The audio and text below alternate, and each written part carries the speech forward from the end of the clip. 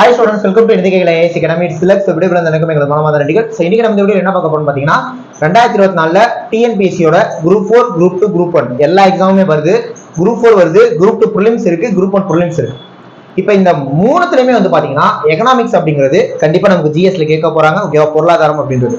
இந்த எகனாமிக்ஸ் பொறுத்த வரைக்கும் நீங்க டிஎன்பிஎஸ்சி குரூப் 4 எழுதினாலும் சரி, குரூப் 2 ப்ரிலிம்ஸ் எழுதினாலும் சரி, கண்டிப்பா ஒரு 6ல இருந்து 7 கேள்வி கேட்க போறாங்க. நீங்க குரூப் 1 ப்ரிலிம்ஸ் போனீங்கன்னா ஒரு 15 கேள்வி வரைக்கும் கேட்பாங்க. காரணம் குரூப் 1 ப்ரிலிம்ஸ்ல ஜிஎஸ்ஏ 175 இருக்கு. குரூப் 2 குரூப் 4 பொறுத்த வரைக்கும் இப்ப குரூப் 2 ப்ரிலிம்ஸ் குரூப் 4 ஆகட்டும், ஜிஎஸ்ஏ மொத்தம் 75 தான். சோ அதுக்குள்ள பாக்குறப்ப எகனாமிக்ஸ் ஒரு 6ல இருந்து 7 கேள்வி கேட்பாங்க. இப்ப இந்த 6ல இருந்து 7 கேள்வி ஆகட்டும், அங்க கேட்க போற 15 கேள்வி ஆகட்டும், எதுல இருந்து கேட்க போறாங்க, என்ன சிலபஸ், என்னென்னலாம் அதை படிக்கணும், புரியுதா? சோ ப்ராப்பரா ஒரு ஓவர்வியூ, ஒரு அனாலிசிஸ் நம்ம இதுல பார்க்க போறோம். சரிங்களா? சோ அதை பத்தி தெரிஞ்சுக்கணும், வீடியோ கடைசி ஃபுல்லா பாருங்க. நான் ஃபுல் ஓவர்வியூ ஃபுல் சிலபஸையுமே நான் அப்படியே உங்களுக்கு கம்ப்ளீட் பண்ணி கொடுத்துறேன். என்னென்னலாம் படிக்கணுங்கிறத டக்கு டக்குன்னு சொல்லிட்டே வர, கவனிச்சுட்டே வாங்க. புரியுதா? இது ஆல்ரெடி படிச்சவங்களும் பார்க்கலாம், புதுசா படிக்க போறவங்களும் பார்க்கலாம். சரிங்களா? வாங்க வீடியோக்குள்ள போயிடலாம். வீடியோக்குள்ள போறதுக்கு முன்னாடி டிஎன்பிஎஸ்சி குரூப் 4 ஆகட்டும், குரூப் 2 ப்ரிலிம்ஸ், குரூப் 1 ப்ரிலிம்ஸ் எல்லாத்துக்குமே நம்ம அகாடமில கிளாஸ் போயிட்டு இருக்கு. ஆன்லைன் டெஸ்ட் வந்தீங்கன்னா அதுல மொத்தமா 80 டெஸ்ட் இப்படியே கொடுக்க போறோம். ஃபீஸ் 699 தான். ஆன்லைன் கோர்ஸ் வந்தீங்கன்னா அந்த 80 டெஸ்ட் வந்துரும். Extra subject wise topic wise test கொடுத்துருவோம். 200க்கு மேற்பட்ட ரெக்கார்டு டெஸ்ட்டும் கொடுத்துருவோம். ஃபீஸ் வந்து 199 தான். ஜாயின் பண்ண நினைக்கிறவங்க இந்த 2 நம்பர் கான்டாக்ட் ஜாயின் பண்ணிக்கோங்க. அதே மாதிரி நம்ம அகாடமி ட்ரிச்சில இருக்கு. ஸோ ட்ரிச்சி ஸ்டூடெண்ட்ஸ் நேரில் கூட வந்து அட்டன் பண்ணிக்கலாம், ஆஃப்லைன்லேயே கிளாஸ் போயிட்டு இருக்கு. புரியுதா? ஸோ ஜாயின் பண்ண நினைக்கிறவங்க இந்த 2 நம்பர் நம்பர் கான்டாக்ட் ஜாயின் பண்ணிக்கலாம். இப்போ வாங்க நம்ம வீடியோக்குள்ள போயிடலாம். ரைட். சோ எகனாமிக் சிலபஸ் எடுத்துக்கிட்டோம் அப்படின்னா ஃபர்ஸ்ட் நம்ம பார்க்க போறது நேச்சர் ஆஃப் இந்தியன் எகனாமி. இந்திய பொருளாதார சிறப்பியல்புகள் இருக்கு. இந்த இந்திய பொருளாதார சிறப்பியல்புகள் அப்படிங்கிறப்ப நீங்க என்னென்னலாம் இதுல படிக்கணும்னா, வேர்ல்ட் எக்கனாமில இருக்கக்கூடிய கேபிட்டலிசம் ஆகட்டும், சோசியலிசம் ஆகட்டும், கம்யூனிசம் ஆகட்டும், மிக்சர் எக்கனாமி ஆகட்டும், இந்த எல்லாத்தையுமே படிக்கணும். இப்ப கேபிட்டலிசம் பத்தி சொன்னது ஆடம் ஸ்மித், அவர் எழுதின புக் வெல்த் ஆஃப் நேஷன், வருஷம் 1776. அப்படின்னா என்ன? இந்த பக்கம் Karl Marx 1867 Das Kapital communism socialism பத்தி பேசினது. 1936ல JM Keynes theory of employment, money, interest, அந்த மிக்சர் எக்கனாமி பத்தி எழுதுறது. ஸோ இந்த எல்லாமே ஃபர்ஸ்ட் அந்த பேஸை நீங்க அந்த நேச்சர் ஆஃப் இந்தியன் படிக்கவே படிக்கணும். அதை தாண்டி இந்தியன் எக்கனாமி ஆரம்ப காலகட்டத்தில இருந்து இன்னைக்கு டேட் வரைக்கும் எப்படி சர்வைவ் ஆயிருக்கு, புரியுதா? ஸோ ஃபுல் அண்ட் ஃபுல் அது எல்லாமே ஒரு ஓவர்வியூ மாதிரி உங்களுக்கு தெரியும். இப்போ 1934ல ஆர்பிஐ ஆக்ட் வந்து 1935 ஏப்ரல் தான் ஆர்பிஐ எஸ்டாப்ளிஷ் ஆகுது. அதுக்கப்புறமா வந்து பாத்தீங்கன்னா 5 இயர் பிளான்ஸா நிறைய போட்டிருக்காங்க. அப்படியே இந்தியன் எக்கனாமி என்னென்னலாம் நடந்துச்சு, 1962 சைனா வராகட்டும், 1965 நடந்த பாகிஸ்தான் வராகட்டும், அப்புறமா கிரீன் ரெவல்யூஷன் வந்ததாகட்டும், 1969ல ஒரு 14 பேங்க் இந்தியா நேஷனலைஸ் பண்ணிருப்பாங்க. 1980ல ஒரு 6 பேங்க் நேஷனலைஸ் பண்ணிருப்பாங்க. 75ல போட்ட ஆர்டிகல் 352. அப்புறமா எலெக்ஷன்ல வந்து இவங்க ஜனதா தளம் மொராஜி தேசாய் ஜெயிச்சிருவாரு. அதுக்கப்புறம் வந்து பாத்தீங்கன்னா வந்த பேங்க்ஸ் எல்லாமே படிச்சு ஃபுல்லா எல்லாமே அந்த ஒரு அவுட்லுக் மாதிரி படிச்சிடணும். அதுக்கப்புறமா எக்கனாமிக்ஸ் இருக்கக்கூடிய ஒரு முக்கியமான டேர்ம்ஸ், இந்த நாட்டு வருமானம், நேஷனல் இன்கம் சொல்றதாகட்டும், மொத்த நாட்டு உற்பத்தி, மொத்த உள்நாட்டு உற்பத்தி, கிராஸ் டொமஸ்டிக் ப்ராடக்ட்னா என்ன, ஜிடிபினா என்ன, தலா வருமானம், பெர் கேபிட்டா இன்கம்னா என்ன, ஸோ அதெல்லாம் என்ன மாதிரி டேர்ம்ஸ், அது எல்லாமே நீங்க படிக்கணும். ஸோ எல்லாமே நீங்க நேச்சர் ஆஃப் இந்தியன் எக்கனாமின்னு எடுத்தீங்கன்னா படிச்சு முடிச்சிடணும். புரியுதா? அடுத்து 5 இயர் பிளான். 5 இயர் பிளான் பாத்தீங்கன்னா ஃபர்ஸ்ட் போடுறது உங்களுக்கு தெரியும், ரஷ்யா அப்படின்னு சொல்லிட்டு. இந்த ரஷ்யால தான் இந்தியா காப்பி பண்றாங்க. 5ஆண்டு திட்டத்துக்கு முன்னாடி இந்தியா நிறைய பிளான் போட்டிருப்பாங்க. 1934ல விஸ்வேஸ்வரையா திட்டமிட்ட பொருளாதாரம் பிளான் எக்கனாமி புக் எழுதிருப்பாரு. அப்புறமா 1938ல இந்தியாவுக்கு வந்து பாத்தீங்கன்னா பிளானிங் கமிஷன் வேணும்ட்டு நேரு வந்து கோரிக்கை வச்சிருப்பாரு, அதாகட்டும். அப்புறமா வந்து பாத்தீங்கன்னா பாம்பே பிளான் ஆகட்டும், எம்என் ராய் போட்ட மக்கள் திட்டம் பீப்புள் பிளான் ஆகட்டும், எஸ்என் அகர்வாலோட காந்திய திட்டம் ஆகட்டும், சர்வோதயா பிளான் சர்வோதய திட்டம் ஆகட்டும், இதெல்லாமே 5 இயர் பிளான் முன்னாடி போட்டிருப்பாங்க. ஸோ அந்த ஒவ்வொரு பிளானுக்கான வருஷம், யாரு போட்டா, நோக்கம் என்ன, எல்லாமே படிக்கணும். இந்த பக்கம் அப்படியே 5 இயர் பிளான்குள்ள வந்தீங்கன்னா பிளானிங் கமிஷனுங்கிறப்ப 1950 மார்ச் 15ல போட்டிருப்பாங்க. பிளானிங் கமிஷனோட தலைவருங்கிற ஒரு பிரதமர், முதல் திட்டக்குழு போட்டப்ப தலைவர் வந்து நேரு தான். சந்தையில் விஷயங்கள் எல்லாமே அவங்க தான் 5 இயர் பிளான் போடுறாங்க. இதை பத்தி பாக்குறப்ப தேசிய வளர்ச்சி குழு, நேஷனல் டெவலப்மெண்ட் கவுன்சில் பத்தியும் பார்க்கணும். அது வந்து 1952ல வந்திருக்கும். புரியுதா? இதெல்லாம் பத்தி பார்த்துட்டு அப்படியே நீங்க 5 இயர் பிளான் குள்ள பூச்சிடணும். மொத்தமா 12 5ஆண்டு வரைக்கும் போட்டிருக்காங்க. அது ஒவ்வொரு 5 இயர் பிளான், இப்போ for example first 5 year plan plan போட்டு ஹராட் டோமர் எதுக்கு முக்கியத்துவம் கொடுத்தாங்கன்னு விவசாயத்துக்கு முக்கியத்துவம் கொடுத்துருப்பாங்க. இதை தாண்டி அப்போ வந்து நிறைய எப்படி சொல்றது, அணைக்கு நீர்ப்பாசன திட்டங்கள் நிறைய பண்ணிருப்பாங்க. ஸோ பேக்ரவுண்ட்ல அப்ப என்ன நடந்திருக்கும், இந்தியாவோட பிரதமர் அப்ப யாரு, தமிழ்நாடோட முதலமைச்சர் யாரு, ஸோ சுத்தி ஜாகிரபிக்கலா அப்ப என்ன நடந்திருக்குங்கிறத அந்த 5ஆண்டு திட்டங்களை அப்படியே கரைச்சு குடிச்சிடணும். புரியுதா? அப்படியே 2வது தினம் போனீங்கன்னா பிளான் போர்டு கொடுத்தவங்க வந்து மகள் நோபிஸ், ஃபாதர் ஆஃப் ஸ்ட்ராட்டஜிக்ஸ், எதுக்கு முக்கியத்துவம் கொடுத்துருப்பாங்கன்னா தொழில்துறைக்கு முக்கியத்துவம் கொடுத்துருப்பாங்க. 3வது தினம் பார்த்தோம்னா ரெண்டுக்குமே ஈக்குவல் இம்பார்ட்டன்ஸ் கொடுத்துருப்பாங்க. அப்படியே ஒன்னே படிக்கணும். புரியுதா? இடையில பிளானிங் லீவ் ஆகட்டும், சுழல் திட்டம் ரோனிங் பிளான் ஆகட்டும், அப்புறமா திரும்ப 1991 டைம்ல 2 வருஷத்துக்கு படாத திட்டம் தான் போட்டிருப்பாங்க. ஏன்னா கஜரா ஒன்றும் பட்ஜெட் அந்த அளவுக்கு இருந்திருக்காது. அப்புறமா எல்பிஜி பண்ணது, அந்த எல்லா டேட்டாவும் அக்கு வேற ஆணி வேற 12 டைமே நீங்க படிச்சு முடிக்கணும். கடைசியா 2012 to 17 போட்டிருப்பாங்க, புரியா?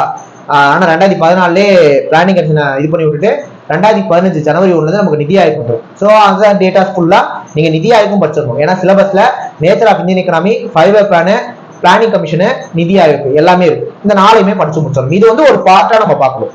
எப்பவுமே எக்கனாமிக்ஸ் எடுத்து படிக்கிறப்ப இது ஒரு பார்ட். இதை நீங்க எதையுமே பிரிக்க முடியாது. நேச்சர் ஆஃப் இந்தியன் எக்கனாமி அடிச்சீங்கன்னா 5 பிளானே படிக்கணும், பிளானிங் கமிஷன் படிச்சிடணும், நிதி ஆயோக்கும் படிச்சிடணும். ஸோ இது ஃபுல்லா முடிச்சு வச்சிடணும். ரைட், முதல் பாயிண்ட். ரெண்டாவது பாயிண்ட் அப்படியே நம்ம பாக்குறப்ப நீங்க வந்து RBI, monetary policy, fiscal policy, இதை ஒரு பேட்டர்னா படிச்சிடணும்.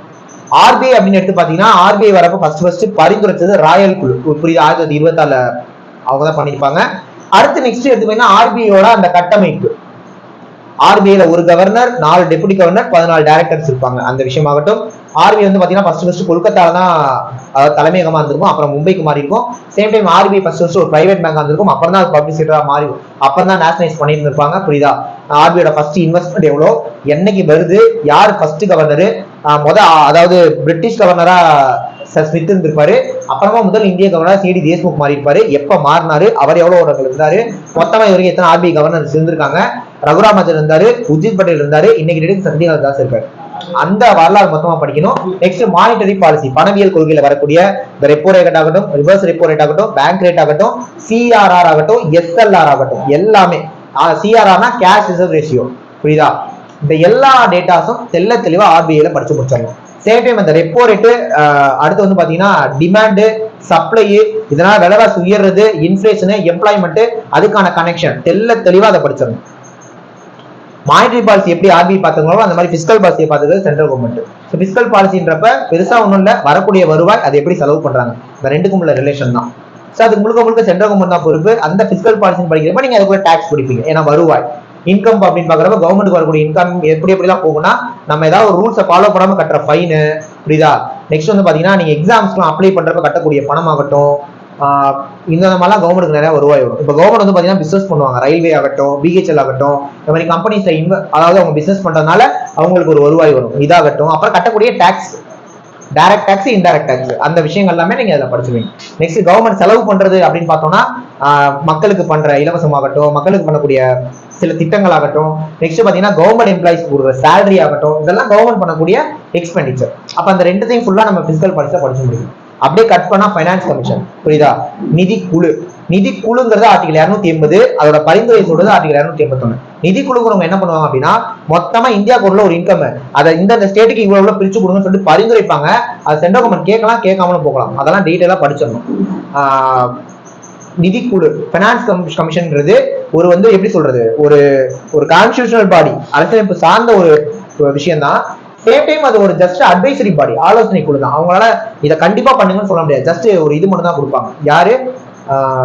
பைனான்ஸ் கமிஷன், நிதிக்குழு. அதே மாதிரி பைனான்ஸ் கமிஷனும் 5 இயர் பிளான் மாதிரியே ஒரு 5 இயருக்கு ஒரு வாட்டி போட்டுட்டே இருப்பாங்க. அதுல ஒரு சேர்மன் ஒருவர், புரியுதா? சோ ஃபர்ஸ்ட் சேர்மன் யாரு, இன்னைக்கு டேட்டுக்கு யார் சேர்மனா இருக்கா, அந்த எல்லா விஷயங்களுமே நீங்க நிதி குழு பைனான்ஸ் கமிஷன்லையும் படிச்சிடணும். இதெல்லாம் ஒரு part.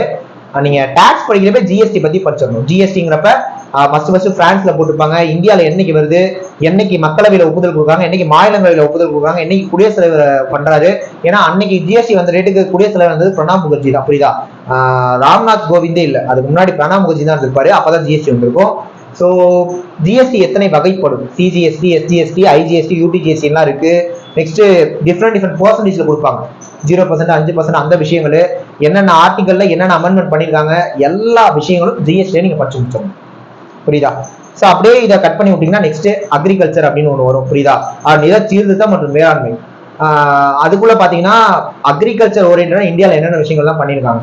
1975ல RRB regional rural bank வந்திருக்கும். அதுல 50% ஷேர் சென்ட்ரல் கவர்மெண்ட் கொடுக்கும், 35% ஷேர் அந்த ஸ்டேட் கவர்மெண்ட் கொடுக்கும், 15% ஷேர் அந்த பேங்கோட சேர்மன் கொடுப்பாங்க. அந்த ஆர்ஆர்பி ஆகட்டும், 1982ல வந்த நபார்ட் ஆகட்டும், நபார்ட்னா National Bank for Agriculture and Rural development.